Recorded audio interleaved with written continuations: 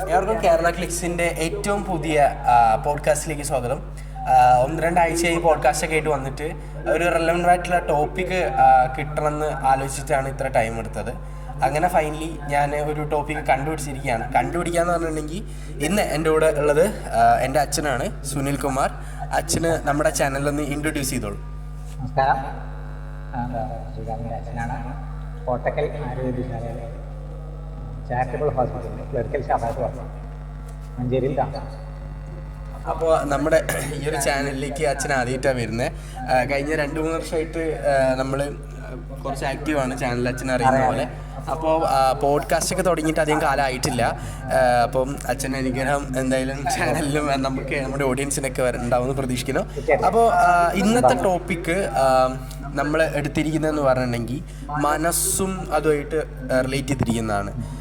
അപ്പോൾ എനിക്ക് പേഴ്സണലി നമ്മളെപ്പോഴും എന്തെങ്കിലുമൊക്കെ പ്രശ്നങ്ങൾ വരുമ്പോൾ മാത്രമാണ് നമ്മുടെ മനസ്സ് അല്ലെങ്കിൽ അതുമായിട്ട് റിലേറ്റ് ചെയ്തിട്ടുള്ള സബ്ജക്റ്റുകൾ സംസാരിക്കാറ് പൊതുവെ.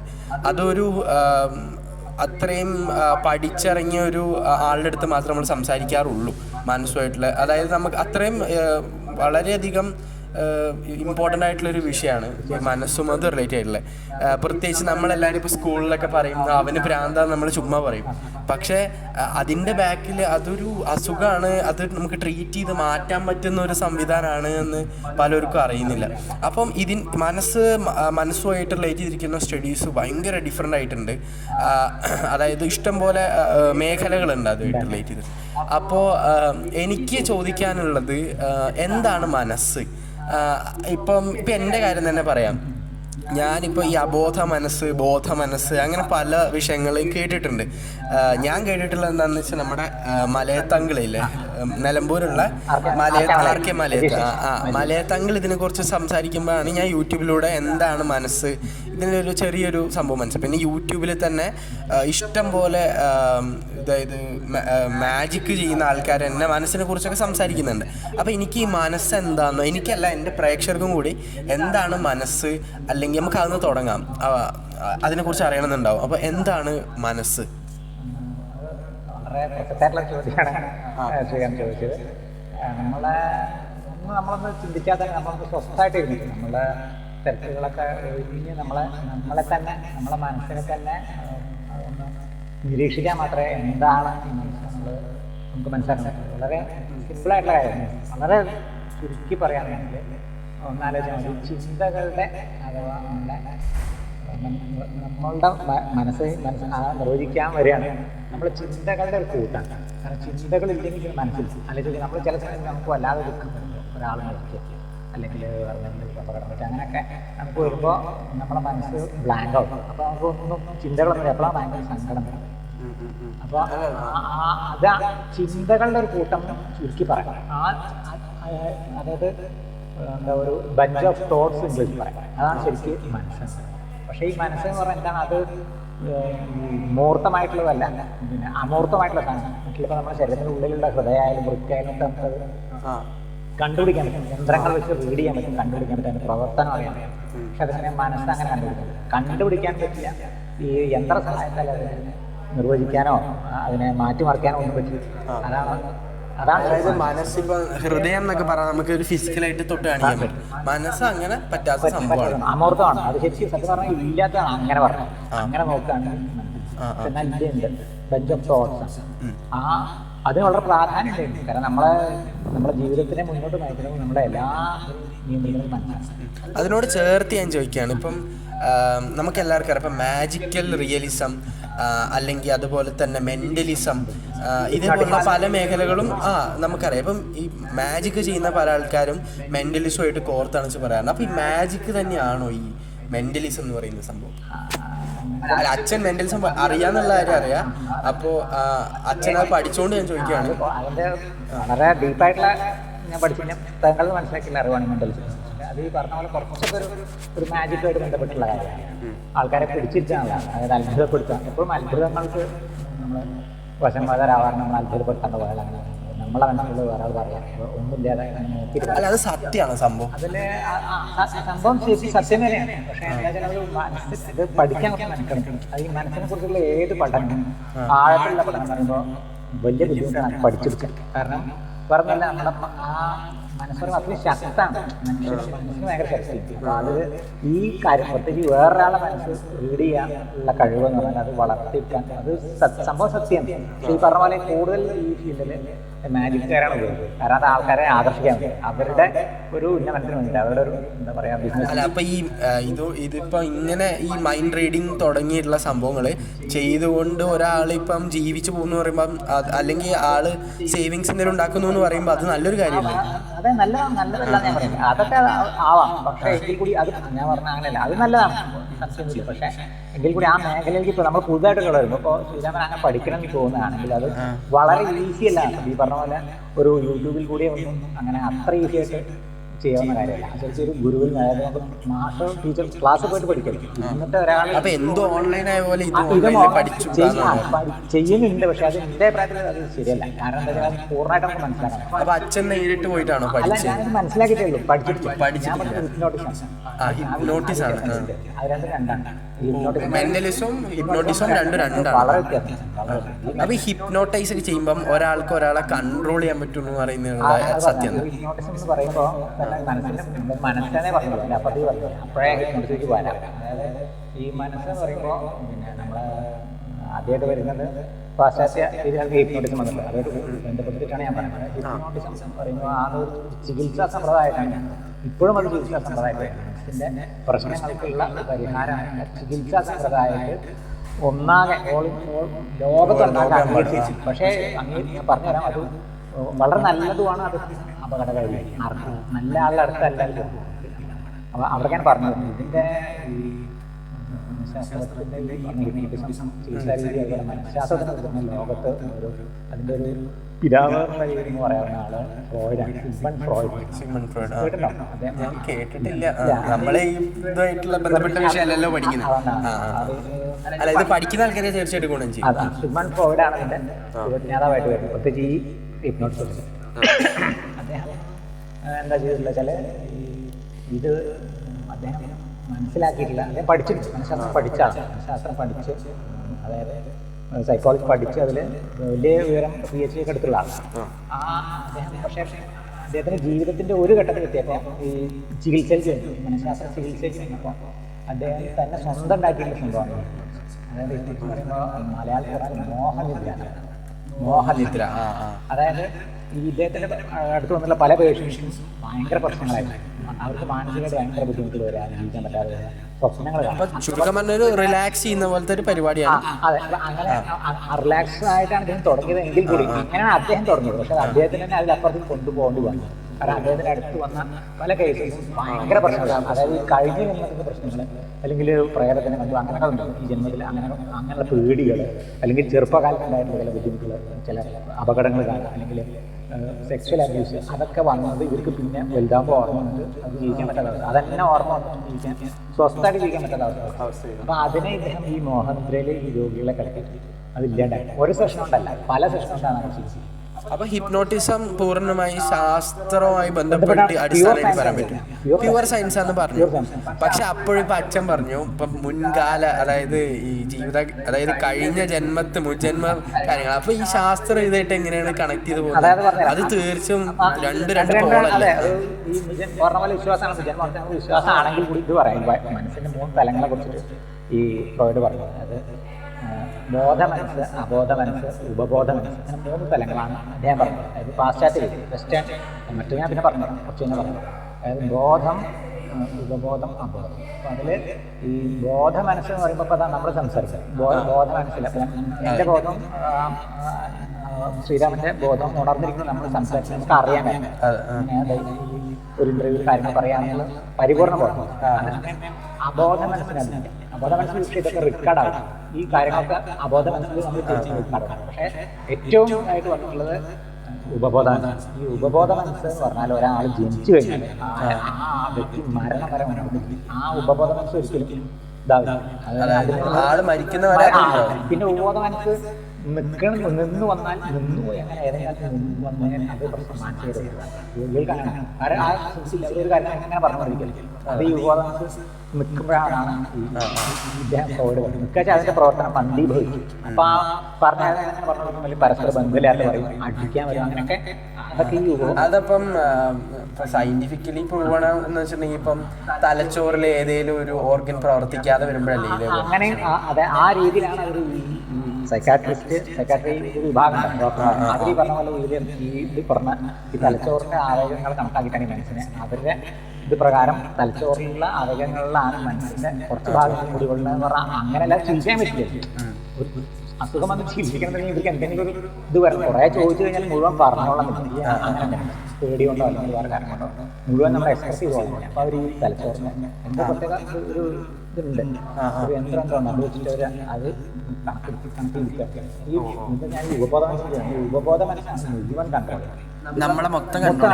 അപ്പൊ ഈ ഉപബോധ മനസ്സിൽ ഒരു ഉറങ്ങുമ്പോഴും ഇത് ആക്റ്റീവ് ആയിരിക്കും എപ്പോഴും. അതുകൊണ്ട് ആ ഉപബോധ മനസ്സിന് സ്വപ്നങ്ങൾ കാണിക്കണം. ഈ സ്വപ്നങ്ങളെ കുറിച്ച് ഏറ്റവും കൂടുതൽ പറഞ്ഞിട്ടുള്ളതും പുസ്തകം എഴുതിയിട്ടുള്ളതും വളരെ വിഖ്യാതമായ രണ്ട് പുസ്തകങ്ങൾ സ്വപ്നങ്ങളെ കുറിച്ചില്ല. ആ വാക്ക് ഓർമ്മ തന്നെ സ്വപ്നങ്ങളെ കുറിച്ചാണ് ചുരുക്കം. അത് വായിച്ചാൽ മനസ്സിലാവും. കുറേ ഈ പറഞ്ഞ പോലെ നമുക്ക് വിശ്വസിക്കാൻ ബുദ്ധിമുട്ടുള്ള പല കാര്യങ്ങളും അത് അദ്ദേഹത്തിന്റെ അനുഭവങ്ങളാണ്. അദ്ദേഹം ഈ ജീവിതത്തിലെ ചികിത്സാ അനുഭവങ്ങളാണ്. അതിൽ ഓരോ പേഷ്യൻസ് വന്ന് ഓരോ രോഗം മാറ്റി അതിൽ പലപ്പോഴും ഈ പറഞ്ഞ നമുക്ക് ഭയങ്കര അത്ഭുതം തോന്നും. കഴിഞ്ഞ ജന്മത്തിൽ മരിച്ചിട്ടിപ്പോൾ വയറിന് കുത്തുകൊണ്ട് മരിച്ച ആള് ഇനി ഈ ജന്മത്തിൽ അവിടെ വേദന വേറെ മറ്റുള്ള നമുക്ക് ഫിസിക്കലായിട്ട് നോക്കുമ്പോൾ ജനറൽ മെഡിസിൻ പോയി കഴിഞ്ഞാൽ മരുന്ന് കൊടുത്താൽ മാറില്ല. സ്കാൻ ചെയ്താൽ എന്തെങ്കിലും കുഴപ്പമില്ല, പക്ഷേ ഇയാളെ വയറുവേദന മാറും. അപ്പൊ ഇദ്ദേഹത്തിന് മനസ്സിലായി പിന്നെയാണ് ഇദ്ദേഹത്തിന് വരുന്നത്. അപ്പൊ ആദ്യകാലങ്ങളിൽ ഇദ്ദേഹത്തിന് മനസ്സിലായില്ല എന്തായാലും ഇദ്ദേഹം ആ കണ്ടത്. പിന്നെയാണ് ഈ ഇതില് മോഹൻദർ അതായത് ഹിപ്നോട്ടൈസ് ചെയ്തപ്പോഴാണ് ഈ കാര്യങ്ങൾ ഇയാൾ പറയാൻ നമുക്ക് അത്ഭുതം തോന്നും. അതായത് ഉള്ളിലുള്ള സംഭവം അത് നമ്മളത് എക്സ്പ്രസ് ചെയ്യും. ആ ഉറക്കത്തിൽ കഴിഞ്ഞ ജന്മത്തിലായാലും ഇയാൾ പറയും ഞാൻ അങ്ങനെ വെച്ചാൽ ആ വേദന അപ്പൊ എവിടെ എടുത്ത് കൊണ്ടിടാൻ വെച്ചപ്പോൾ ഇദ്ദേഹം എന്താ ചെയ്യുന്നത്? അത് നിങ്ങൾ ആ ജന്മം കഴിഞ്ഞു പോയി, അത് ഒന്നും പ്രശ്നമില്ല, പുതിയ ജന്മത്തിലാണ് നിങ്ങൾ വേദന അവിടെ വേദന ഇല്ല വേദന ഇല്ല പറഞ്ഞു മനസ്സിനെ അത് ഒറ്റ സിറ്റിങ്ങിൽ കഴിയില്ല, പല സിറ്റിങ്ങിൽ കൂടി ഇത് കംപ്ലീറ്റ് മാറ്റി.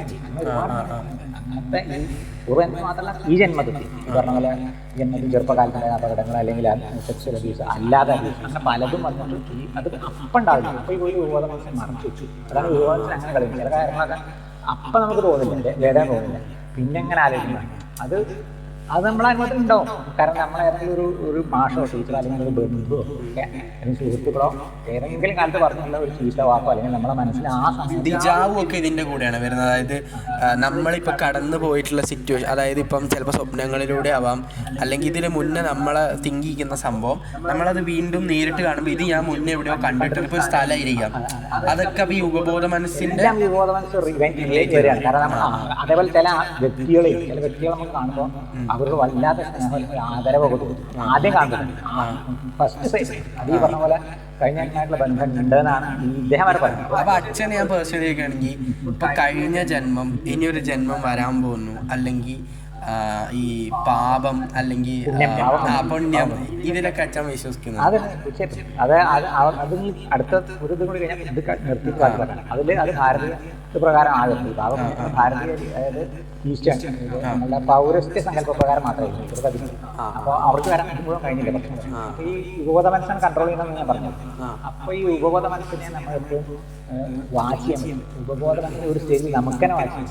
അതിനെ പറ്റും. അതെങ്ങനെ വെച്ചാൽ നമ്മളിപ്പോൾ ഈ വ്യവഹാരങ്ങളൊക്കെ നമ്മൾ സാധാരണ ജോലിക്ക് പോകുന്ന രാവിലെ ജോലിക്ക് പോകുന്നത് പിന്നെ തിരക്കായി നമ്മൾ ഓരോ എല്ലാം കഴിയുമ്പോൾ അതിപ്പോൾ ഈ ധ്യാനം എന്ന് പറഞ്ഞാൽ അതൊരു മതത്തിൻ്റെതായിട്ട് ചിഹ്നമായിട്ടുണ്ട്. ബുദ്ധിമുട്ട് വിശ്വാസമില്ലാത്തവർക്ക് വിശ്വാസമുള്ളവർക്ക് അങ്ങനെ ആവാം. നാമജപത്തിന് ശേഷം ധ്യാനിക്കാം. ആ ധ്യാനിക്കുമ്പോൾ വെറുതെ നമ്മളെ ശ്വാസത്തിന് വെറുതെ 2-3 പ്രാവശ്യം സാധാരണ ശ്വാസത്തിന് ശ്രദ്ധിക്കുക. അതിനുശേഷം പിന്നെ നമ്മൾ വെറുതെ കണ്ണടിച്ചിട്ട് നമ്മൾ ഇന്ന് രാവിലെ മുതൽ വൈകുന്നേരം വരെ നമ്മൾ കടന്നു എന്തെല്ലാം ചെയ്യും, ആരൊക്കെ കണ്ടു ഇന്ന് ചെറുതായിട്ട് മനസ്സിലാക്കി ഒന്ന് റിവൈൻഡ് ചെയ്തിട്ടാണ്. അപ്പോൾ ആ റിവൈൻഡ് ചെയ്ത് എടുക്കുമ്പോൾ അതിൽ നമുക്ക് എന്തെങ്കിലും വിഷമങ്ങൾ വന്നിട്ടുണ്ടെങ്കിൽ അത് ഒഴിവാക്കുക. അതൊന്നും എന്നെ ബാധിക്കുന്നില്ല, എൻ്റെ മനസ്സിനെ ബാധിക്കുന്നില്ല എന്ന് പറഞ്ഞ് ഒഴിവാക്കുക. അങ്ങനെ ഉണ്ടെങ്കിൽ അത് ചിലപ്പോൾ അപ്പം തന്നെ കഴിയും. അല്ലാതെ കിടക്കുന്നതൊക്കെ അങ്ങനെ ഒഴിവാക്കണം. അല്ലെങ്കിൽ ഇങ്ങനെ കൂടി വന്നൊരു പ്രശ്നമാണ്. പക്ഷെ ഞാൻ പറയട്ടെ, ഇപ്പൊ ഈ പോപ്പുലേഷൻ എന്ന് പറഞ്ഞു കഴിഞ്ഞാൽ ഇത്ര ജനകോടികളാണ് നമ്മുടെ ഈ ലോകത്ത് തന്നെ താമസിക്കുന്നത്. അപ്പൊ ഇതിലിപ്പോ എത്ര ശതമാനം, ചിലപ്പോ ഒരു പോയിന്റ് എത്രയോ ശതമാനം ആൾക്കാരല്ല അച്ഛൻ പറയുന്നത് ഈ സംഭവം ചെയ്യുന്നുണ്ടാവും. അതാണ് അവിടെയാണ് പ്രശ്നം. ശരിയാണ്. അതെന്താ അറിയാം, നമ്മൾ ഈ അതിന് വേറെ പ്രശ്നം ശരിയാണ്. അതായത് നമ്മൾ വിചാരിക്കുന്നല്ല, ഈ മനസ്സിന് സംബന്ധമായിട്ടുള്ള കാര്യങ്ങളെന്ന് പറയുമ്പോൾ ആൾക്കാർക്ക് പേടിയുണ്ട് കാണാൻ, അല്ലെങ്കിൽ എക്സ്പ്രസ് ചെയ്യാൻ പേടിയാണ്. മനസ്സിൻ്റെ പ്രശ്നം വരുമെന്നുള്ള പേടി, നമുക്ക് ആകാൻ നമ്മുടെ ജീവിതത്തിൻ്റെ കടന്നു പോകുന്നുള്ള ഒരു പേടി ഇല്ല. അതിൻ്റെ ആവശ്യമില്ല. നമുക്ക് വേറെ ആളുടെ ആവശ്യം അതില്ലാതെ നമുക്ക് തന്നെ സ്വയം മനസ്സിനെ നിയന്ത്രിക്കാൻ സാവധാനം പഠിച്ചെടുക്കാൻ വലിയ ബുദ്ധിമുട്ടുള്ള കാര്യമല്ല. അതുപോലെ ഈ പറഞ്ഞ പോലെ തന്നെ നമുക്ക് ഒരു അനിയന്ത്രിതമായിട്ടുള്ള ദേഷ്യം വരും, അല്ലെങ്കിൽ വേറെയുള്ളവർക്ക് പക വരും. ആ കാര്യങ്ങളും നമുക്ക് ഒരു പരിധി വരെ നിയന്ത്രിക്കാം. അതായത് നമുക്ക് കുഴപ്പമില്ലാത്ത രീതിയിൽ കൊണ്ടുവന്നു. ഒരു സാധാരണ മനുഷ്യങ്ങളിൽ ഇതൊക്കെ ഉണ്ടാവും. ദേഷ്യം വരും, നമ്മൾ പറയും, ചിലപ്പോൾ ആക്ഷൻ അടിക്കാൻ കഴിയുന്നൊക്കെ വരും. പക്ഷേ എങ്കിൽ കൂടി നമ്മൾ ഈ ഞാൻ പറഞ്ഞ കാര്യം ചെയ്താൽ ധ്യാനം എന്നല്ല, ശരിക്കും ധ്യാനം എന്നാണ് പറയാം. അങ്ങനെ ചെയ്ത് കഴിഞ്ഞാൽ നമുക്ക് ഈ ഉപബോധ മനസ്സിനെ നമുക്ക് ഉപബോധനോട് പറയാം, അതങ്ങനെ ഇന്നത്തെ ദിവസം കഴിഞ്ഞ് ഞാൻ ഉറങ്ങാൻ പോവാണ്, എനിക്ക് നല്ല ഉറക്കം മനസ്സിലാക്കണം. നമ്മൾ തന്നെ ഉണ്ടാക്കിയിട്ടുള്ള സംഭവമാണ്.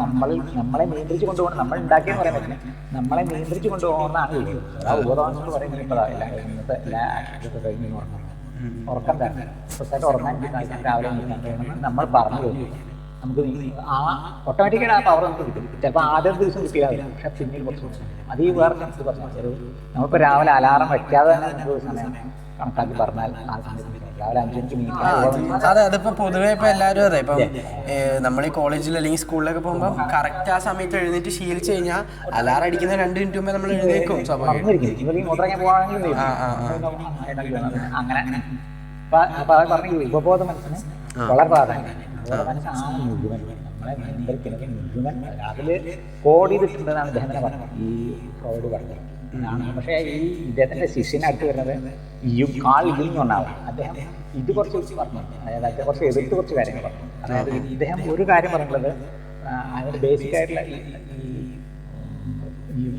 ഫ്രോയിഡ് പറഞ്ഞതെന്ന് വെച്ചാൽ ചെറുപ്പകാലത്ത് വന്നിട്ടുള്ള ഇങ്ങനത്തെ അബ്യൂസുകൾ, സെക്സ്വൽ അബ്യൂസ് അല്ലെങ്കിൽ വേറെയുള്ളത്, അത് നമ്മളെ വല്ലാതെ അപ്പുറത്തേക്ക് നീന്തിയും അതാണ് നമുക്ക് വരുന്ന പ്രശ്നം. അത് മാത്രമാണെന്നുള്ള രീതിയിൽ പറഞ്ഞത്. അപ്പോൾ ഈ യുങ് പറഞ്ഞ അങ്ങനെയല്ല, അത് മാത്രമല്ല മറ്റു പലതും ഉണ്ട് അദ്ദേഹത്തിന് കാലശേഷം തെളിയിച്ചു. കാരണം ഉള്ളപ്പോൾ ഗുരു അതുകൊണ്ട് വിമർശിച്ചിരുന്നു. പക്ഷേ ഇദ്ദേഹം കാലശേഷം അങ്ങനെയല്ല, അത് മാത്രമല്ല വേറെ പല കാര്യങ്ങളുണ്ട് ഇദ്ദേഹം തെളിയിച്ചു.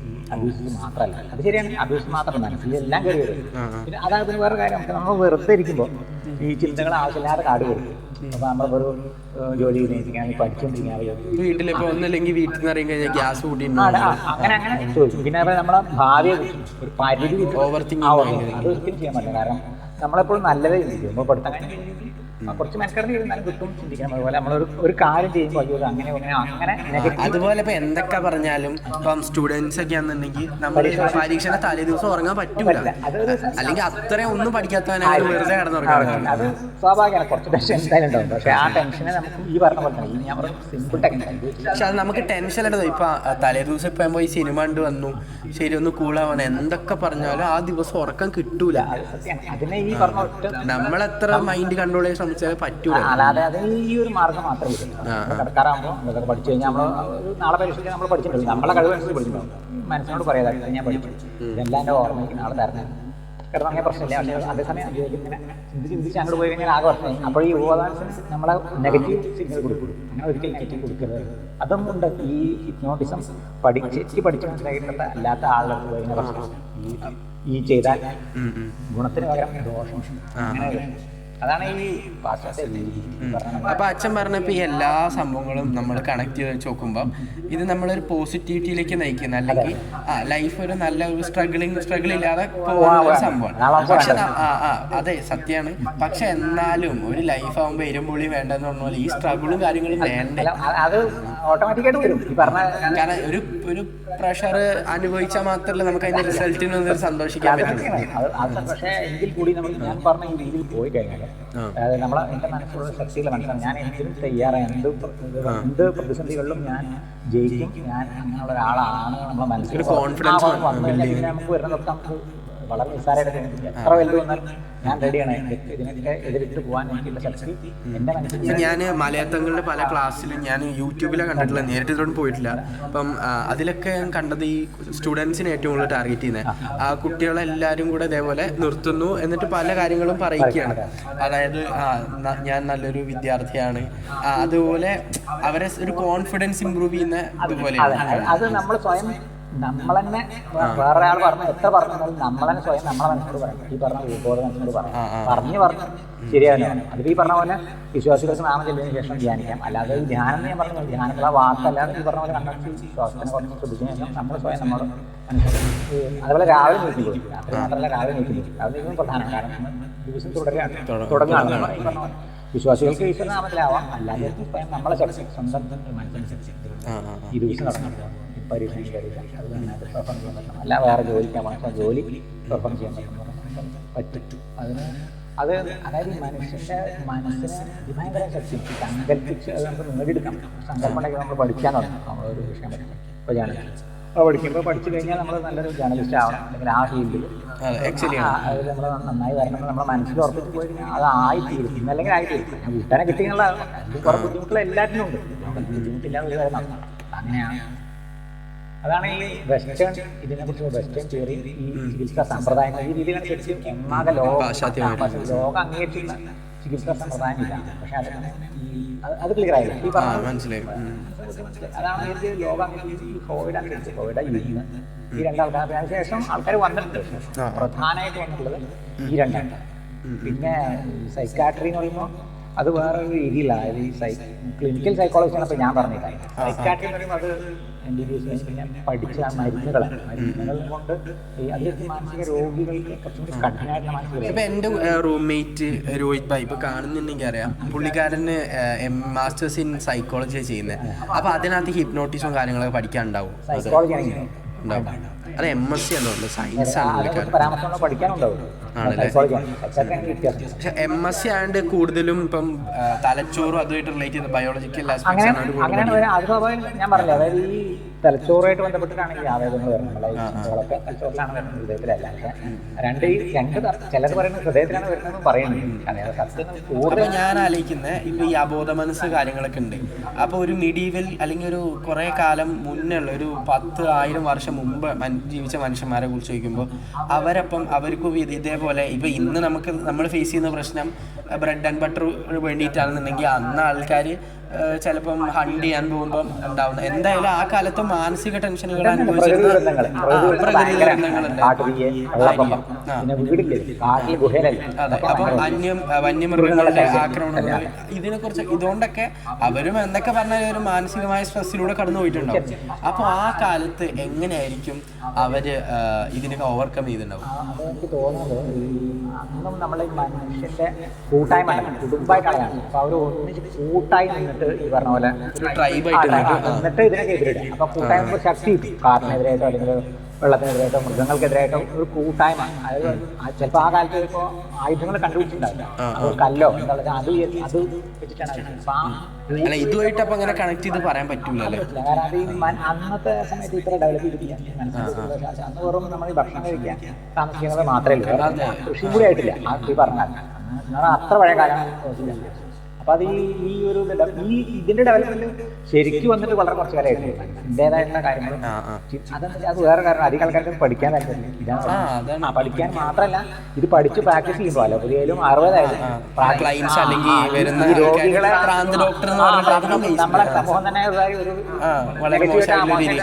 ഇപ്പൊ ഒന്ന് കോഴിക്കോടുള്ള കുതിരവട്ടം എന്ന് പറഞ്ഞൊരു സ്ഥലപ്പേര് തന്നെ ഇത്ര മോശം എന്നുള്ള രീതിക്ക് വരാൻ കാരണം അതുപോലെ അവിടെ കൊണ്ടേ അതെന്ന് പറഞ്ഞാൽ ഊളംപാറ.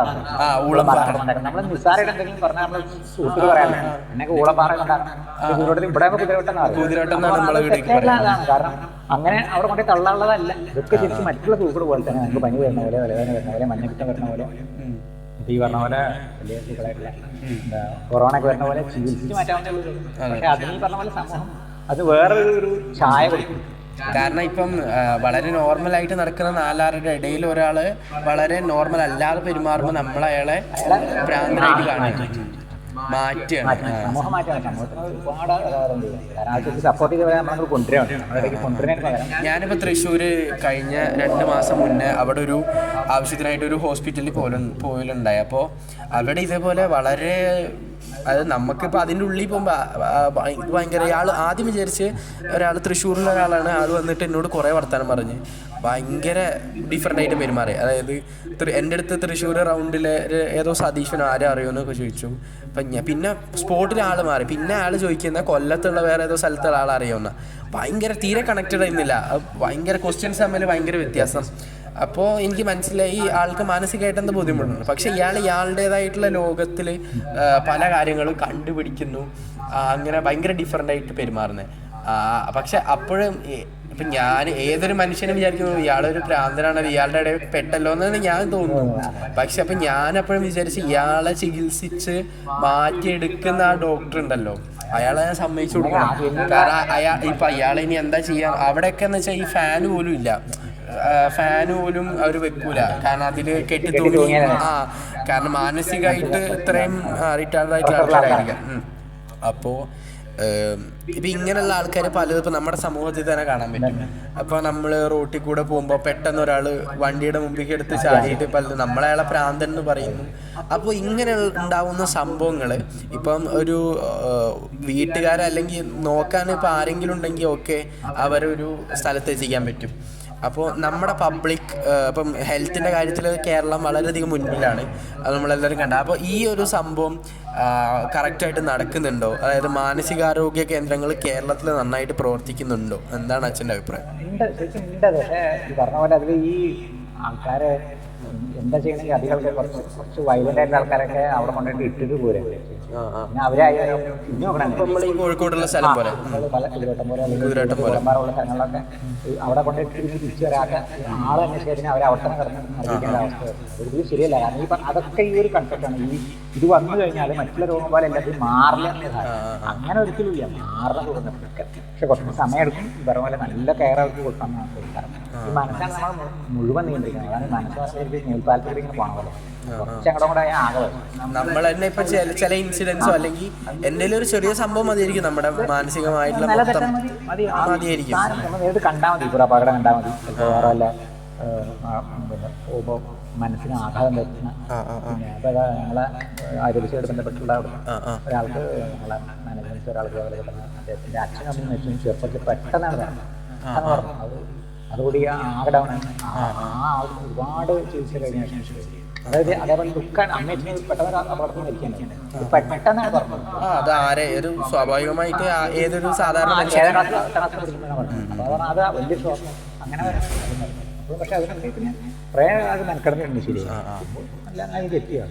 അപ്പൊ ഇതുമായിട്ട് ബന്ധപ്പെട്ടിട്ട് എനിക്ക് ചോദിക്കാനുള്ള വേറൊരു ചോദ്യം, ഇപ്പൊ എൻ്റെ സർക്കിളിൽ ഫ്രണ്ട് സർക്കിളിലുള്ള പല ആൾക്കാരും പറയും, അവര് പറഞ്ഞ് ഞാൻ കേട്ടിട്ടുള്ള സംഭവമാണ്, രാത്രി നമ്മൾ കാണുന്ന ഉറക്കമുണ്ടല്ലോ, ഐ മീൻ ഉറക്കത്തിൽ കാണുന്ന സ്വപ്നങ്ങളുണ്ടല്ലോ, ഈ സ്വപ്നങ്ങൾ എന്ന് പറയുന്നത് ശരിക്ക് സ്വപ്നങ്ങളല്ല, ആ സമയം നമ്മുടെ ഉള്ളിൽ നിന്നുള്ള ആത്മാവ് എഴുന്നേറ്റ് പോയി കാണുന്ന സംഭവങ്ങളൊക്കെയാണ് ഇത് എന്ന് വിശ്വസിക്കുന്ന ഒരു കൂട്ടം ആൾക്കാർ എൻ്റെ സുഹൃത്തുക്കൾ ബന്ധങ്ങളിലുണ്ട്. അപ്പോൾ അതിനെ കുറിച്ച് അതൊരു സൂപ്പർ നാച്ചുറൽ എനർജിയാണ്. അപ്പോൾ ഇപ്പൊ എന്നെ സംബന്ധിച്ച് പേഴ്സണലി ഞാൻ ഈ നെഗറ്റീവ് എനർജിയോ അങ്ങനെയുള്ള സംഭവങ്ങൾ വിശ്വസിക്കുന്ന ഒരാളല്ല ഞാൻ. പക്ഷെ അങ്ങനെ വിശ്വസിക്കുന്ന ആൾക്കാർ എൻ്റെ സുഹൃത്ത് ബന്ധത്തിലുണ്ട്. അതിപ്പം സുഹൃത്ത് ബന്ധങ്ങൾ ഇഷ്ടം പോലെ ഉണ്ടാവില്ല. അപ്പം അവരുടേതായ പെർസ്പെക്റ്റീവ്സ് വിശ്വാസത്തിന്റെ ഭാഗമായിരിക്കും. അപ്പോൾ അച്ഛൻ ഇതിനെന്താ ഇതിനെ കുറിച്ചുള്ള അഭിപ്രായം? വളരെ ക്ലിയർ ആവും. അത് യാതൊരു പ്രശ്നമില്ല. അങ്ങനെയല്ല, ഈ നമ്മളെ ഒരു സാധാരണ ഒരു വ്യക്തി നമ്മളെ പറയാൻ ശ്രീരാമനെ പോലെ ഒരാളുടെ ആത്മാവിനെ നമുക്ക് ഒരിക്കലും പുറത്തു പോയിട്ട് രണ്ടാമത് തിരിച്ചു കയറുന്നില്ല. അങ്ങനെ അത്ര എളുപ്പമല്ല ഈ ആത്മാവിനെ ഉള്ളിലേക്ക് വരാൻ. വന്നാൽ പുറത്തേക്ക് പോകാൻ. പക്ഷെ അവൻ വിശ്വസിക്കുന്നുണ്ട് ആത്മാവ് എന്നൊരു സംഭവം. ഈ പറഞ്ഞ പോലെ ഇത് ആത്മാവ് അതൊരു വിശ്വാസത്തിന്റെ ഭാഗമല്ലേ? അത് തെളിയിച്ചിട്ടുണ്ട് പലപ്പോഴും, ശാസ്ത്രീയമായിട്ട് തെളിയിച്ചിട്ടുണ്ട്. പല ഉണ്ട്, പല എക്സ്പീരിയൻസ് നടത്തിയിട്ടുണ്ട്. ലാബിലും വലിയ രീതിയിലല്ല, ഈ പറഞ്ഞ പോലെ ഈ മനസ്സ് തലച്ചോറിലാണെന്നുള്ള രീതിയിലൊക്കെ കംപ്ലീറ്റ് ആയിട്ട് 100% മറ്റേ പോലെ ലാബിൽ തെളിയിക്കാൻ പറ്റുന്ന കാര്യമല്ല. ഈ പറഞ്ഞ ഈ സ്വപ്നം കാണുന്നത് ആത്മാവല്ല. ആത്മാവ് പറഞ്ഞാൽ ആത്മചൈതന്യം നമ്മൾ മുഴുവൻ. ഈ ആത്മാവ് നിത്യം പറഞ്ഞാൽ ആത്മാവ് പുറത്തേക്ക് പോണതാണ്. അപ്പം ഈ ആത്മാവുമായിട്ട് ബന്ധമില്ല എന്തിനാ ഈ സ്വപ്നം കാണുന്നത് ഉപബോധ മനസ്സിലാണ്. കൺട്രോൾ ഫുള്ള് ആത്മാവ് തന്നെയാണ്. പക്ഷെ എങ്കിൽ കൂടി ഈ സ്വപ്നം കാണുന്നത് ഉപബോധ മനസ്സിലാണ്. ഉപബോധ മനസ്സിൽ കളിയാണ്. അപ്പം ഇപ്പം ഞാൻ വിചാരിക്കുകയാണ് ഇന്ന് രാത്രി ഞാനിപ്പം വരുന്ന വഴി ഒരു അപകടം കണ്ടു, അപ്പം എനിക്ക് ഉറപ്പിക്കാൻ പറ്റുമോ ഇന്ന് രാത്രി ഞാൻ കാണുന്ന സ്വപ്നം ഇതാണ്? അല്ലെങ്കിൽ ഇപ്പം ആ ദിവസം കണ്ടതിൽ എന്തെങ്കിലും നമ്മൾ ഓൾറെഡി പ്രീവിയസ്ലി കണ്ട എന്തെങ്കിലും റിലേറ്റ് ചെയ്തിട്ട് തന്നെയാണോ സ്വപ്നങ്ങൾ? തീർച്ചയായിട്ടും. അത് ചിലപ്പോൾ ഈ പറഞ്ഞ പോലെ ഒരുപാട് ചെറുപ്പത്തിൽ കണ്ടതാവും. നമുക്കത് ഓർമ്മയിൽ വെക്കാൻ പറ്റാഞ്ഞുകൊണ്ടായിരിക്കും നമ്മൾ പുതിയതായിട്ട്. മാത്രമല്ല ചിലപ്പോൾ നന്ന ചെറുപ്പത്തിൽ നമ്മൾ ഏതെങ്കിലും ഒരാളെ കണ്ടിട്ട് അയാൾ മരിച്ചിരുന്ന കാലമായിരുന്നു അയാളോട് സംസാരിക്കുന്നതൊക്കെയാണ് നമ്മളോട്. പക്ഷെ അത് ചിലപ്പോൾ നമ്മളിപ്പോൾ താമസം വീട്ടിൽ അയാൾ വന്നതായിട്ട് കാണാം. അങ്ങനെ അതപ്പോൾ ഉപബോധമനസ്സിലായി കിടക്കും. അത് നമ്മളെ ഉറങ്ങുമ്പോൾ നമ്മളെ കാണിക്കുക. അത് ഇതൊക്കെ ഉപബോധമനസ്സിലുണ്ടായിരുന്നു. അതുപോലെ പല ആൾക്കാരും പറയുന്നത് ഞാൻ കേട്ടിട്ടുണ്ട്, ഇന്ന് രാവിലെ കണ്ട സ്വപ്നം ശരിക്കും നടക്കും, അതിനെ കുറിച്ചൊക്കെ. അതൊരു മിത്താണോ? വെറുതെ പറഞ്ഞു അങ്ങനെ എന്നാൽ ചിലപ്പോൾ ചില സ്വപ്നങ്ങളൊക്കെ ശരിയാവും. അത് ഈ പറഞ്ഞ അതൊക്കെ ഈ ഉപബോധമനസ്സിലാണ്. ഉപബോധമനസ്സാണ് ചിന്തിക്കാൻ ഞാൻ ഉണ്ടാവട്ടെ. ചിലതാണ് ശരിയും. അതൊരു എന്താ ഒരു ലെക്കോ നല്ലത് നമുക്ക് ചീറ്റ സ്വപ്നം കണ്ടാൽ ഇതൊന്നും ചിലത് ശരിയാവും. അതും അങ്ങനെ അത് ഇത്രയും പറഞ്ഞത് ഈ പാശ്ചാത്യം മാത്രമാണ്. അത് ക്ലിയർ ആയില്ല.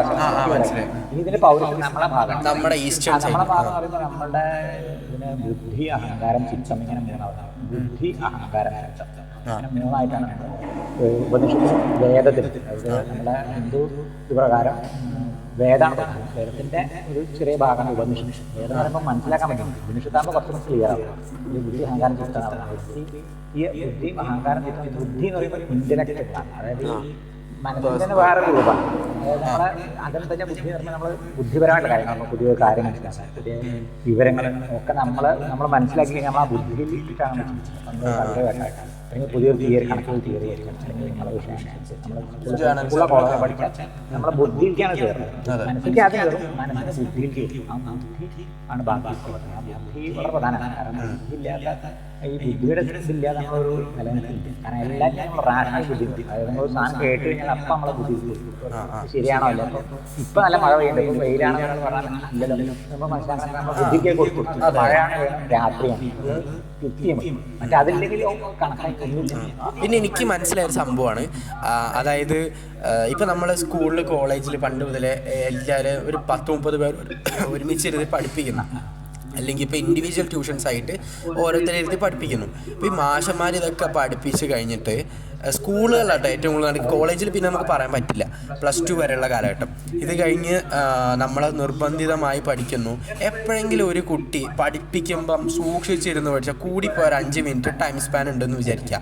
അല്ല സ്കൂളിൽ തന്നെ പഠിച്ച് സ്കൂളിൽ തന്നെ ക്ലിയർ ചെയ്ത് എല്ലാം മനസ്സിലാക്കിയ ഒരു വിദ്യാർത്ഥി പോയ ചരിത്രമുണ്ടോ?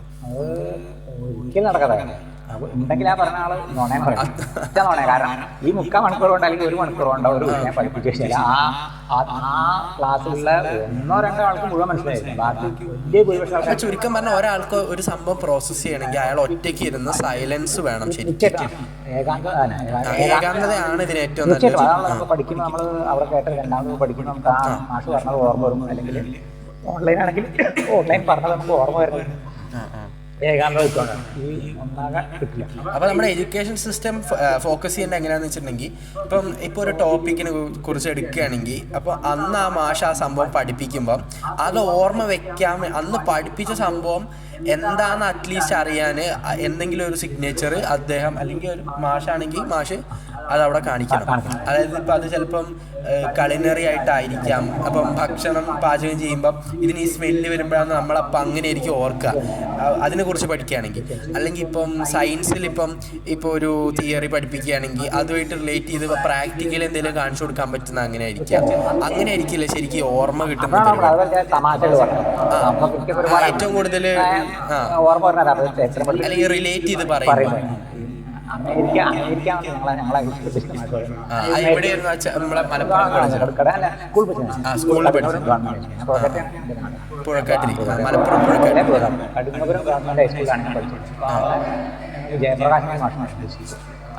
വളരെ ഇതേപോലെ ഒരുപാട് നിസ്സാരമായിട്ടുള്ള തമാശകൾ കൊണ്ട് അങ്ങനെ ഓരോ രാജ്യത്തിനെ കുറിച്ച് പിന്നെ ചരിത്രം പഠിപ്പിച്ചു. അതായത് അമേരിക്ക സൂപ്പർ പവറാണ്.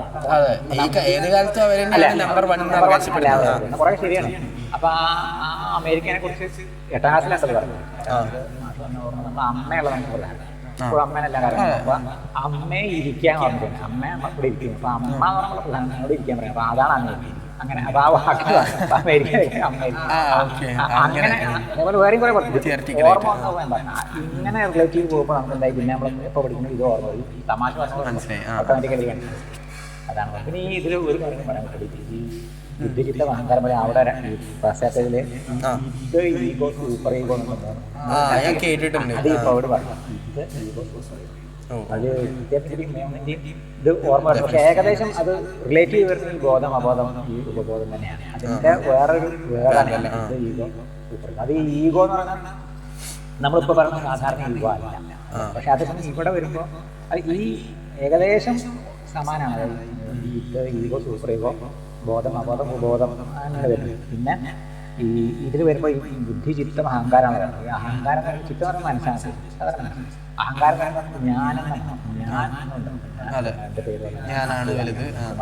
ഞാനെന്ന ഭാവം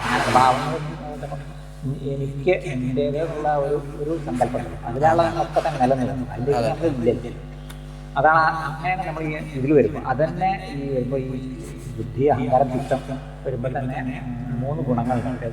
രജോ ഗുണം തമോ ഗുണം സത്വം രജസ് 3 ഗുണങ്ങൾ ഈ ഭാരതീയ സത്വഗുണം പറയുന്നത് വളരെ സാഹസികമായിട്ടാണ്. അവരെല്ലാവരും നന്മയ്ക്ക് വേണ്ടി മാത്രം ആലോചിക്കുക, നന്മ മാത്രം ചിന്തിക്കുക. പിന്നെ ഇത് ഭയങ്കരമായിട്ട് അത് സത്വഗുണമാണ്. പിന്നെ തമോ രജോ ഗുണം എന്ന് പറയുന്നത് കുറച്ചുകൂടി വീര്യമുള്ള ആൾക്കാർ. അതായത് കുറച്ചൊക്കെ കൂടി നമ്മൾ ഉഷാറായിട്ട് അനീതി എതിർക്കുക, അതുപോലെ എടുത്ത് അടിച്ചാൽ തിരിച്ചടിക്കുക, അങ്ങനെയുള്ള ഒരു ഉഷാറുള്ള ആൾക്കാരാണ് രജോ ഗുണം. തമോ ഗുണം എന്ന് പറയുന്നത് ഭയങ്കര നെഗറ്റീവ്. അവരെല്ലാം എന്ത് പറഞ്ഞാലും അത് നെഗറ്റീവ് സെൻസ് ആളുകൾ പറയുമ്പോൾ ഈ കൃഷിൻ്റെ നിയമം അങ്ങനെയുള്ളത് എല്ലാം നടന്നിട്ടുള്ള ഒരു വിഭാഗമാണ് തമോ ഗുണം. അത് ആയിട്ട് ബന്ധപ്പെടുത്തിയിട്ടാണ് ഈ തമോ ഗുണമുള്ള പക്ഷേ ഒരിക്കലും ഇത് പ്യുവറല്ല. സത്വഗുണമുള്ള ആളെ ഏത് കാലത്തും സത്വഗുണമുള്ള മനസ്സാവില്ല. രജോ ഗുണമുള്ള എല്ലാ കാലത്തും രജോ ഗുണമാവില്ല. തമോ ഗുണമുള്ള എല്ലാ കാലത്തും തമോ ഗുണമാവില്ല. ഇത് നിശ്ചയം. അപ്പൊ നിശ്ചയം വരുമ്പോൾ എപ്പോഴും വേണ്ട സത്വഗുണം ഏറി വരണം. സത്വഗുണം എപ്പോഴും കൂടിയാണ്. അതായത് മൊത്തം ആൾക്കാർക്ക് നന്മ വരട്ടെയും ആൾക്കാരെ ഉപദ്രവിക്കാതെ ബുദ്ധിമുട്ടില്ലാതെ ജീവിക്കാൻ ഒരു മനസ്സിലാക്കി. അതാണ് ഭാരതീയ സംസ്കാരത്തിൽ പറയുന്നത്. ഓക്കെ, അപ്പോൾ അതുമായിട്ട് ബന്ധപ്പെടുത്തി ചോദിക്കുകയാണ്. ഇപ്പം ഏറ്റവും കൂടുതൽ കഴിഞ്ഞൊരു 10-20 വർഷമൊക്കെ ആയിട്ട് കേട്ടുകൊണ്ടിരിക്കുന്ന 10 വർഷമൊക്കെ ആയിട്ട് കേൾക്കുന്ന സംഭവമാണ് കർമ്മ. ഇപ്പം നമ്മളിപ്പോൾ യൂട്യൂബിലൊക്കെ പല വീഡിയോ എടുത്ത് നോക്കിയാലും ഇൻസ്റ്റൻറ്റ് കർമ്മ എന്നൊക്കെ പറഞ്ഞാണ്. അതായത് ഇപ്പം ഒരാൾ ഉപദ്രവിച്ച് കഴിഞ്ഞാൽ അപ്പം തന്നെ ആൾക്ക് തിരിച്ചു കിട്ടുക. അപ്പോൾ ഇങ്ങനെ ഒരു സംവിധാനം ഉണ്ടോ? അങ്ങനെയാണെങ്കിൽ ഇപ്പം നമുക്കറിയാം പല വിഷയങ്ങളും ഉണ്ടായിട്ടുണ്ട്. അതിനകത്ത് ഇപ്പം നീതി ലഭിക്കാതെ പോയ ഇഷ്ടംപോലെ കാര്യങ്ങളുണ്ട്. അപ്പോൾ അവിടെ നിന്ന് ഈ കർമ്മ എന്ന് പറയുന്ന ഒരു സംഭവം വന്നിട്ടില്ല എന്നാണ് പറയുന്നത്. അപ്പോൾ അച്ഛന് കർമ്മയിൽ വിശ്വസിക്കുന്നുണ്ടോ? ഇതിലൊക്കെ നല്ല കർമ്മങ്ങളും ചീത്ത കർമ്മങ്ങളും കർമ്മ ഈസ് എ ബൂമറാങ് എന്നൊക്കെ തിരിച്ചു. അതായത് താൻ നിരന്തരം ചെയ്യുന്ന കർമ്മങ്ങൾ താൻ അനുഭവിച്ചിരിക്കുന്നേ വരും. വളരെ സിമ്പിളാണ്. അതേപോലെ തന്നെ മനമേവ മനുഷ്യാണാം കാരണം ജന്മമോക്ഷയോഗം. മനമേവ മനുഷ്യാണാം കാരണം ജന്മമോക്ഷയോഗം. അത് അമൃത ബിന്ദു ഉപനിഷത്തിലുള്ള അമൃത ഉപനിഷത്തിൽ ഈ വേദത്തിന്റെ സാരാംശം. അത് അമൃത ബിന്ദു ഉപനിഷത്തിന്റെ ഇത് ഓർമ്മ ഞാൻ ഓർമ്മ കാണിക്കുന്നത്. എനിക്കൊരു മാസം BA അതത്ര ഓർമ്മ. അതായത് മനുഷ്യന്റെ മനസ്സാണ് അടുത്ത ജന്മത്തിനും അല്ല ജന്മം ഇല്ലാതിരിക്കുന്നതും കർമ്മങ്ങളും. അച്ഛൻ ഇവിടെ മലപ്പുറം ഗവൺമെന്റ് കോളേജ് ഏത് ഇയർ ചെയ്യുന്നു? 86-89 ബാച്ചിലാണ്. അപ്പോൾ ആരെയും കാണുന്നുണ്ടെങ്കിൽ ഒരു ഹായ് അയച്ചോളൂ, കമന്റ്. അപ്പോൾ നമ്മൾ പറഞ്ഞപ്പോൾ വേറെ ഒന്നുമില്ലല്ലോ. ഈ കർമ്മത്തിന്റെ കർമാധീനം എന്താ പറയുന്നത് നമ്മളുടെ പ്രകാരം അതും ഈ ഭാരതീയത്തിലാണ് കൂടുതൽ പറഞ്ഞത്. ഹിന്ദു കോളേജ് പ്രകാരം കൂടുതലായിട്ട് പറഞ്ഞത് നമ്മൾ ചെയ്യുന്ന കർമ്മങ്ങൾ നമുക്ക് ഡിസൈഡ് ചെയ്യും. അതുകൊണ്ട് എന്ത് ചെയ്യണം, നമ്മൾ ചെയ്യുമ്പോൾ മാക്സിമം ശ്രദ്ധിക്കണം. വേറെ ആൾക്ക് ബുദ്ധിമുട്ട് വരട്ടെ, വരാത്ത രീതിയിലുള്ള കർമ്മങ്ങൾ മാത്രമേ ചെയ്യും. വേറെ ആളെ ഉപദ്രവിക്കുന്ന കർമ്മങ്ങൾ ചെയ്യരുത്, പിന്നെ ഹിംസിക്കരുത്, മൃഗങ്ങളെ ഉപദ്രവിക്കരുത്. അങ്ങനെ കഴിയുന്നത്ര നമ്മൾ നന്മ മാത്രമേ ചെയ്യൂ. ഇനി നന്മ ചെയ്യാൻ പറ്റുമെങ്കിൽ ഉപദ്രവിക്കാതിരിക്കും. അത് ബുദ്ധിമുട്ടില്ല. നമ്മളെ കാര്യം അങ്ങനെ നമ്മുടെ കാര്യമായിട്ട് മാത്രം പോയാൽ പോയാൽ കഴിയുന്നത്ര സഹായം ചെയ്യും. അപ്പോഴാണ് നമുക്ക് അതിൻ്റെ മെച്ചം കിട്ടുക. അത് ശരി തന്നെയാണ്. അത് നമ്മൾ ഞാൻ ഒരു കാര്യം പറഞ്ഞത്, നമ്മളിപ്പോൾ ഒരു വളരെ നിസ്സാരമുള്ള കാര്യം. നമ്മൾ പോകുമ്പോൾ അങ്ങനെ ഒരു യാത്ര പോകണം. ആ യാത്ര പോകുമ്പോൾ നമ്മൾ തൊട്ടടുത്തിരിക്കുന്ന ഇത് ഉറങ്ങാൻ ബസ്സിൽ ഈ ഉറങ്ങുന്ന ആളാണ് തിരക്കി തിരക്കിയാളെ ഉണർത്തി ചോദ്യം ചെയ്യാൻ കുറച്ചൊക്കെ കാലത്ത് വരും. കുറച്ചൊക്കെ കാലം പറഞ്ഞു എനിക്ക് ഉറങ്ങാൻ പിന്നീട് ചിലപ്പോൾ ചീത്ത പറയുന്നു ഇതായിരിക്കും. അപ്പൊ ആ നിസ്സാരം അത് നമ്മളെ ഇറങ്ങാൻ വിശ്വസിക്കും. അതുപോലെ കണക്കാക്കിയാൽ മതി നമ്മൾ ചെയ്യുന്നത്. പക്ഷേ ഈ പറഞ്ഞ ഉടനെ തന്നെ അതിന്റെ തിരിച്ചടി കിട്ടിക്കൊള്ളുന്നില്ല. കുറച്ച് കാലം കഴിഞ്ഞിട്ട് കിട്ടും. അത് കിട്ടാതിരിക്കില്ല. ഒരു വിഷയം വേറെ യാതൊരു. അപ്പം നമ്മൾ മൈൻഡ് വിട്ടു പോകണ്ട. വീണ്ടും ഞാൻ മൈൻഡ് ഇതിലേക്ക് വരാം. അപ്പോൾ ഈ പറഞ്ഞ പോലെ പലവരും മാജിക്കും, ഞാൻ വീണ്ടും തിരിച്ചു വരുന്നു ഹിപ്നോട്ടിസം ഈ ഒരു കൺസെപ്റ്റിലേക്ക്. അച്ഛൻ ഇപ്പം ഹിപ്നോട്ടിസത്തിനെ കുറിച്ച് പറഞ്ഞു. അച്ഛൻ ഹിപ്നോട്ടിസം പഠിച്ചിട്ടുണ്ട്. അപ്പോൾ അതുപോലെ ഇപ്പം ഞാൻ ഹിപ്നോട്ടിസം എനിക്ക് അറിയാമെന്നൊക്കെ പറഞ്ഞ് ഞാൻ കുറച്ച് പേരെ ഇതേപോലെ, അല്ലെങ്കിൽ ഇപ്പം എനിക്കൊരു ക്രൂ ഉണ്ട്. അതായത് ഞങ്ങളൊരു ടീമായിട്ട് വർക്ക് ചെയ്യുന്ന 4-5 പേര് നമ്മളൊരു പബ്ലിക് സ്ഥലത്തേക്ക് പോകുന്നു, അല്ലെങ്കിൽ മെന്റലിസ്റ്റ് അല്ലെങ്കിൽ ഹിപ്നോട്ടിസം കാണിക്കുന്നു. അങ്ങനെ കാണിക്കുന്ന പല ആൾക്കാർ ഇപ്പോൾ സോഷ്യൽ മീഡിയയിൽ ഉണ്ട്. അത് പ്രോപ്പറായിട്ട് പഠിക്കാതെ. അപ്പം അച്ഛനറിയാം, അച്ഛന് മെന്റലിസ്റ്റ് അറിയില്ല എന്ന് അച്ഛനറിയാം, മറിച്ച് അച്ഛന് ഹിപ്നോട്ടിസം അറിയുകയും ചെയ്യാം. അപ്പോൾ അച്ഛൻ ഈ ഒരു പാതി നോളജ് എന്നൊക്കെ പറഞ്ഞു വെച്ച് ഒരു പെർഫോം ചെയ്ത് പൈസ ഉണ്ടാക്കാൻ പറ്റുമല്ലോ സ്വാഭാവികമായിട്ട്. ഇതിപ്പോൾ ഒന്നുമില്ല, സോഷ്യൽ മീഡിയയിൽ കുറച്ച് ഡിഫറെൻ്റ് ആയിട്ടുള്ള ഒരു സംഭവം ചെയ്ത് കഴിഞ്ഞാൽ ബേസിക്കലി പൈസ റേസ് ചെയ്യാൻ പറ്റും. പക്ഷെ അതിന് എത്തിക്സ് ഇല്ല.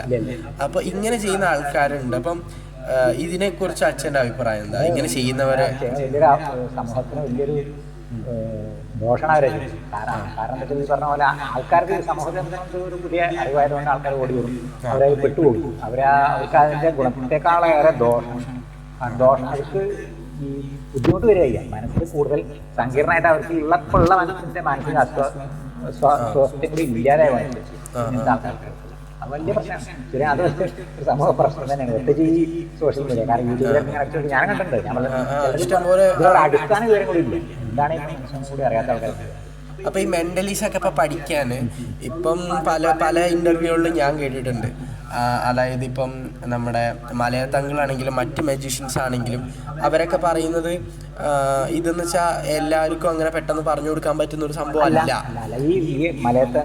പക്ഷെ അത്രയും ഇതായിട്ടുള്ള നിങ്ങൾക്ക് പഠിക്കണം എന്ന് അത്രയും താല്പര്യമുള്ള ആളാണെങ്കിൽ വരണം. ഇപ്പം ഈ പലരും ഇപ്പം ഞാൻ കേട്ടിപ്പോൾ അടുത്ത് നമ്മുടെ തിരുവനന്തപുരത്തൊരു മജീഷ്യൻ ഉണ്ട്, മാവേലിക്കരയുള്ള. അപ്പം മറ്റേ പുള്ളിക്കാരൻ്റെ പേര് എനിക്ക് കിട്ടുന്നില്ല. ഭയങ്കര രസമാണ് മാജിക്കൊക്കെ കാണാൻ. അതായത് കട്ട മീശയൊക്കെ വെച്ചിട്ട് ഇങ്ങനെ നമ്മളെ പേടിപ്പിക്കുന്ന തരത്തിലുള്ള ഒരു മജീഷ്യനാണ്. നമ്മൾ പലപ്പോഴും ടി വിയിലൊക്കെ കണ്ടിട്ടുണ്ട്. അപ്പോൾ മൂപ്പര് പറയണതാണ് അത്ര ഇൻട്രസ്റ്റ് ഉള്ള ഒരാളാണെങ്കിൽ മാത്രമേ അല്ലാതെ ഇഷ്ടം പോലെ പേര് വിളിക്കാറുമുണ്ട്, പോവാറുമുണ്ട്.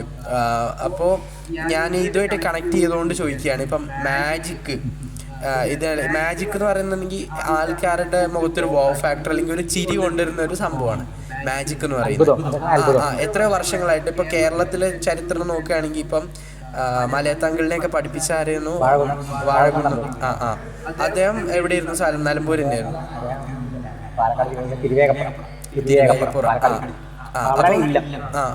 മാജിക്കും അപ്പം ഒരു കാലത്ത് ഭയങ്കര ആൾക്കാരെ എന്റർടൈൻ ചെയ്തൊരു സംഭവങ്ങളാണ്. അതിന്റെ എക്സ്ട്രീം വരെ പോയിട്ടുണ്ട്. മാജിക്കിന്റെ പല തലങ്ങൾ നമ്മളെല്ലാവരും കണ്ടിട്ടുണ്ട്. പല തലങ്ങൾ കണ്ടിട്ടുണ്ട്. അപ്പം മലയത്തങ്ങളാണെങ്കിൽ മലയത്തങ്ങളുടെ ഫാമിലി മൊത്തം അവരൊരു ഫാമിലി മാജിക് പോലെ തുടങ്ങിയാണ്. അപ്പോൾ ഇതിലേക്ക് വീണ്ടും വരുമ്പം മജീഷ്യൻസ് അളവ് ഭയങ്കര കുറഞ്ഞു വരികയാണ്. അത് സത്യമാണ്. ഇപ്പം മറ്റേത് മേഖല വെച്ച് നോക്കുകയാണെങ്കിലും ഇപ്പം ഉള്ള മജീഷ്യൻസ് തന്നെ ഭയങ്കര ഇതായിട്ട് പോവുകയാണ്, വൈൻഡപ്പ് ചെയ്യണം, അല്ലെങ്കിൽ അവർ മറ്റു രാജ്യങ്ങളിലേക്ക് പോവുകയാണ്.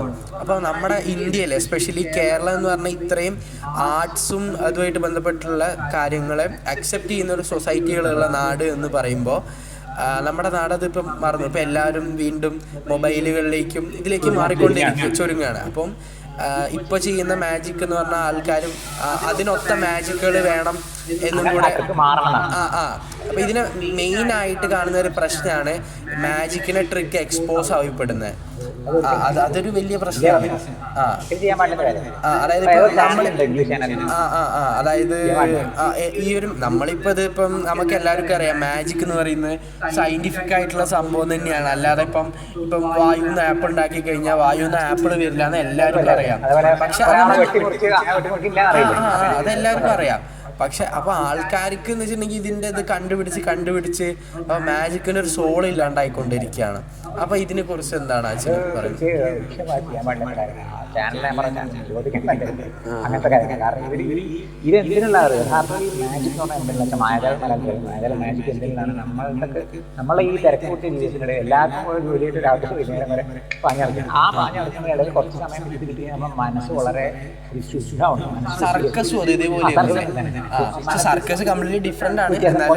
എങ്കിലും അതിലെ സർക്കസിലെ ഏറ്റവും രസമായിട്ടുള്ള കോമഡി പറയുന്ന ആൾക്കാരുണ്ട്. അവരുടെ ആ ഉയരം കുറഞ്ഞ ആൾക്കാർ ബഹൂണ് പറയും. ആ ബഹൂണുകളുടെ സംസാരമാണ് ഏറ്റവും രസം. അതായത് ക്രീം മറ്റു കാണിക്കുന്നില്ല. സർക്കസ് ഒന്നും കാണാനില്ല നാട്ടിൽ, വളരെ അതാ പറഞ്ഞ ഈ പറഞ്ഞ ഇതുകൊണ്ടാണ് ഈ എക്സ്പോസീവ് കൊണ്ടാണ് ഈ മായാജാലം നിലനിൽക്കണം.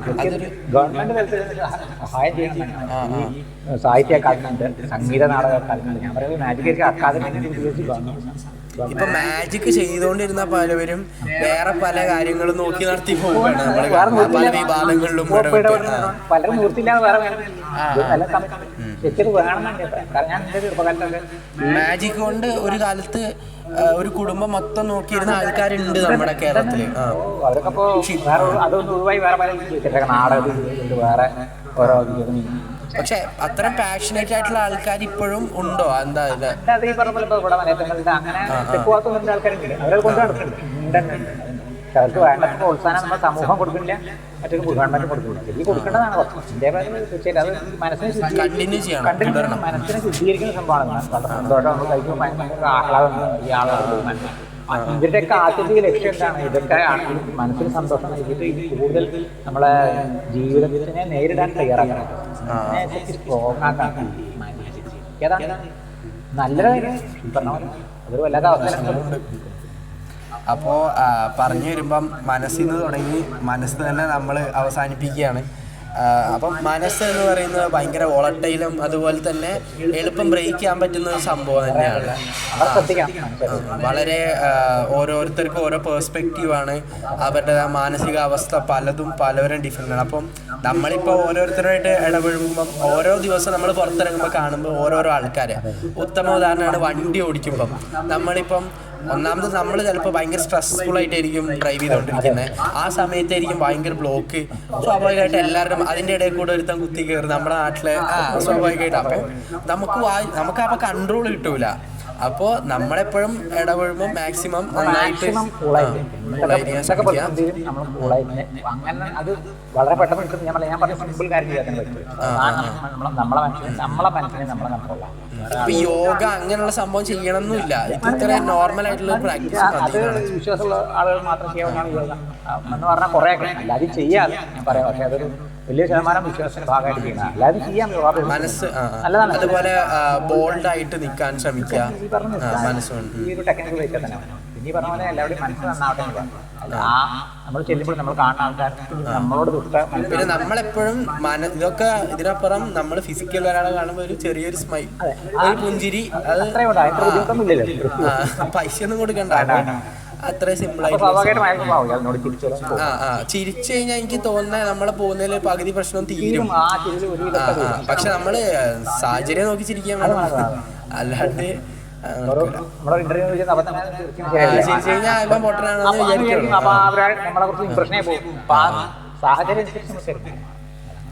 അപ്പം അതൊക്കെയാണ് മനസ്സിനെ കുറിച്ച് പറയാനുള്ളത് അച്ഛന്.